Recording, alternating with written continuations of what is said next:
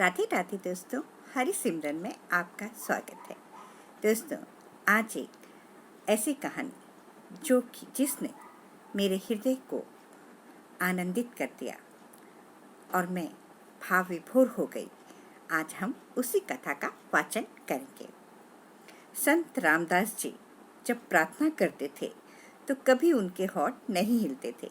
शिष्यों ने पूछा, हम प्रार्थना करते हैं तो हमारे होंठ हिलते हैं, आपके होंठ तक नहीं हिलते, आप पत्थर की मूर्ति की तरह खड़े हो जाते हैं, आप कहते क्या हैं अंदर से?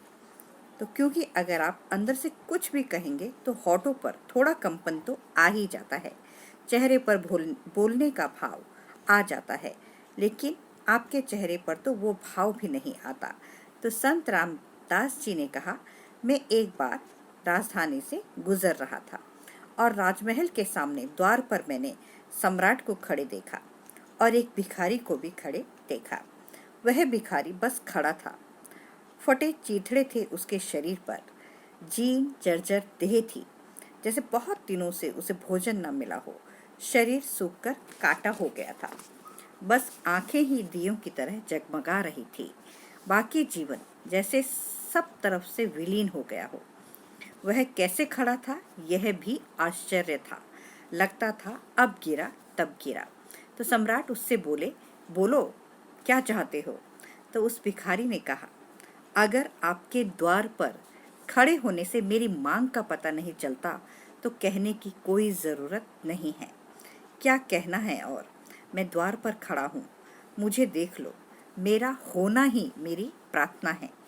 तो संत रामदास जी ने कहा, उसी दिन से मैंने प्रार्थना करना बंद कर दिया। मैं परमात्मा के द्वार पर खड़ा हूँ, वह देख लेंगे मैं क्या कहूँ। मेरी हर स्थिति को वो जानते हैं, मेरे अंदर और बाहर को वो जानते हैं। मैं उनसे क्या कहूँ, क्या मांगूँ? अगर मेरी स्थिति कुछ नहीं कह सकती तो मेरे शब्द क्या कह सकेंगे? अगर वह मेरी स्थिति नहीं समझ सकते तो मेरे शब्दों को क्या समझेंगे?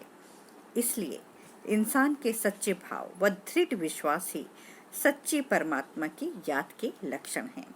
यहाँ कुछ मांगना शेष नहीं रहता, आपका प्रार्थना में होना ही पर्याप्त है। तो दोस्तों, कितनी मर्म स्पर्शी कथा, जिसे सुनकर मन आनंद के सागर में गोते लगाने लगता है। दोस्तों, इसीलिए तो कहा गया है कि इस तरह से प्रार्थना करो कि आपके होठों पे भी कंपन ना हो, सिर्फ मन ही आपका दर्पण बने और ईश्वर सिर्फ आपके भाव के ही प्यासे हैं। हरि ओम तत्सत। जय जय श्री राधे।